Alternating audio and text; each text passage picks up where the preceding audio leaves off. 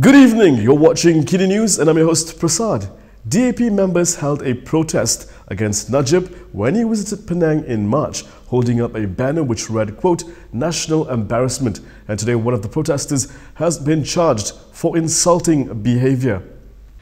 A Penang DAP Youth member was charged with insulting behaviour in Bukit Mertajam Magistrate Court today. This is linked to a protest against former Prime Minister Najib Abdul Razak in March. Bukit Mertajam DAP Youth Central Committee member Lim Zheng Han allegedly committed the offence by using insulting words with the intent to provoke a breach of the peace at a food court in Bukit Mertajam, Penang at 2 p.m. on March 25th. The charge is under Section 14 of the Minor Offences Act 1955, which shall be liable to a fine not exceeding 100 ringgit. Lim pleaded not guilty before Magistrate Najib Razak and granted bail at 500 ringgit with one surety.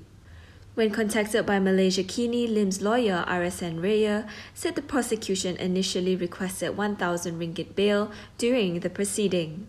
However, Raya told in court that his client has attended the proceeding voluntarily and has no risk of absconding and therefore no bail should be imposed. He also questioned the motive of the charge as his client was merely reinforcing the statement of court appeal judges, which described Najib as a national embarrassment in December last year. Magistrate Najib Razak fixed July 1st for mention of the case. On March 25th, Lim and a group of DAP members were confronted by Najib's supporters when they carried banners that read "National Embarrassment" during Najib's visit to Bukit Mertajam. The protesters were stopped from giving statements to the media and their banners were taken away by the former Prime Minister's supporters, who also allegedly pushed one of the protesters. Anwar Ibrahim has hit back at Tommy Thomas for asking the opposition leader to look in the mirror on why he still hasn't been Prime Minister. Opposition leader Anwar Ibrahim has responded to Tommy Thomas's criticism. This comes after Thomas said the PKR president should look in the mirror and ask himself why he has yet to become Prime Minister. In a response, Anwar said Thomas also needs to look in the mirror as he had made unwise comments during his tenure as the Attorney General, as well as in his highly contentious book, My Story, Justice in the Wilderness. Anwar said Thomas's book contained heavy racial elements and elements of insulting the capabilities of civil servants, including those in the Attorney General's chambers. Anwar spoke to reporters after attending the International Book Fair at the World Trade Center Kuala Lumpur on Sunday. He said Thomas had also attacked former Prime Minister Abdul Razak Hussein without any evidence. While he did not elaborate, it is believed he is referring to a section from Thomas's book where the former Attorney General appears to have implicated Razak in the riots of May 13, 1969. Thomas had also commented on an ongoing court case while he was still the Attorney General, Anwar added. Anwar said, so there is a lack of wisdom that requires him to look in the mirror.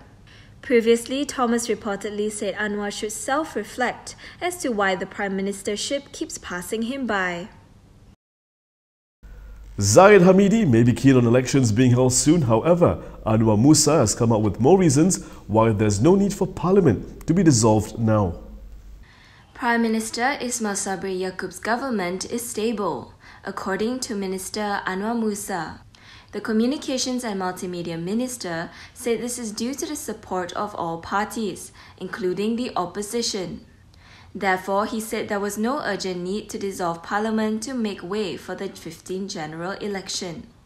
Anwar said this at a press conference after attending a special gathering with officers and staff of the Kelantan Information Department in Kota Baru on Sunday. The Qatari MP said the current government, led by Ismail Sabri, wants to continue focusing on the agenda that could benefit the people. Meanwhile, in a separate development, PAS has called for unconditional support to be given to the current government. The party said this is so Malaysia's economic recovery efforts could be a focus. PAS Information Chief Khairul Nizam Khairuddin said the trust given by the people and other parties should not be betrayed.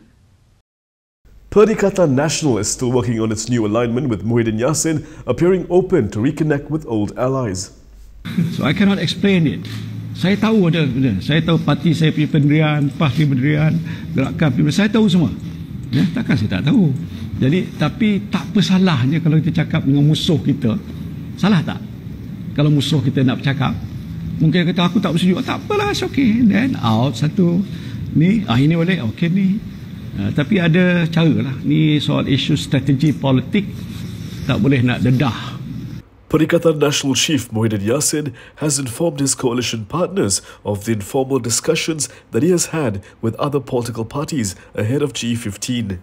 Muhyiddin said the PN Supreme Council was informed of this on Saturday. The meeting was attended by past President Abdul Hadi Awang, Staff President Jeffrey Kittingan, SAPP President Yong Tek Lee and Gerakan President Dominic Lau. Muhyiddin said the meeting also decided to continue strengthening PN and the operations of all components in the face of the coming G15. Bersatu said he had given Muhyiddin the mandate to seek a new alignment to face PN in the next general election, but some PN components have not been receptive. On Friday, past President Abdul Hadi Awang said his party had made it clear to Muhyiddin that they are not in favour of forging wider cooperations beyond PN under the Big Tent approach. Najib's 1MDB corruption trial continues, with a witness telling the court today how much M-Bank converted for a private client. M-Bank converted over £8.7 million into more than 45 million ringgit for a private client account 880 between October 21st and December 19th, 2014. The Kuala Lumpur High Court heard today. The bank's Vice President of the Treasury Operation Department, Sama Damanhuri, testified that the conversion was done in 5 transactions, involving the M-Bank account 2112022011880. During today's 2.28 billion ringgit 1MDB corruption trial against former Prime Minister Najib Abdul Razak, the 23rd prosecution witness said that during the material time, she did not know the identity of the account holder. This is because her department then had no access to the identity of the private client account. She said that the foreign exchanges involved transfers from Vista Equity International Partners into the 880 account under the name M Private Banking 1 Mai. It was previously reported that Vista Equity, which is based in Seychelles, was allegedly linked to fugitive Jolo. While under cross-examination by Defence Counsel Wan Aizuddin Wan Muhammad, Salma answered that she only found out Najib was the account holder when she gave her statements to MACC around 2018. The witness also testified that she could not confirm that the foreign exchange transaction came from Najib, as the department dealt with the account holder's relationship manager over these transactions. The 45 million ringgit in transactions involving the 880 account are the subject matter of 3 out of 4 abuse of power charges faced by former Finance Minister Najib. The accused is on trial for 4 counts of abuse of power and 21 counts of money laundering involving 2.28 billion ringgit of 1MDB's funds. 1G90 has clarified today that while the mandatory death penalty will be abolished, capital punishment will remain a part of Malaysia's justice system. The government expects to table the necessary amendments to abolish mandatory death sentences in October. Minister in the Prime Minister's Department, 1G90 Tuanku Jaafar, said that if all goes according to plan, the country will no longer have the mandatory death penalty as soon as January next year. By October kita boleh bentang, by December should be finished already dengan Dewan Negara sekali lah.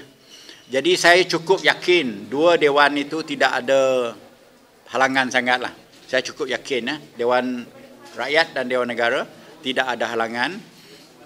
1G90 said the government will also conduct a public survey to gather feedback from the Rakyat on the abolition plan before taking the bill to the Dewan Rakyat for its first reading. 1G90 called for the press conference today to explain his earlier statement on Friday. This comes after certain quarters mistook the decision as the government abolishing the death sentence in total, whereas it is only to take out the mandatory part. Currently, there are 11 offences that carry the mandatory death sentence. According to 1G90, the country would still have the death penalty even with the abolition of the mandatory sentence.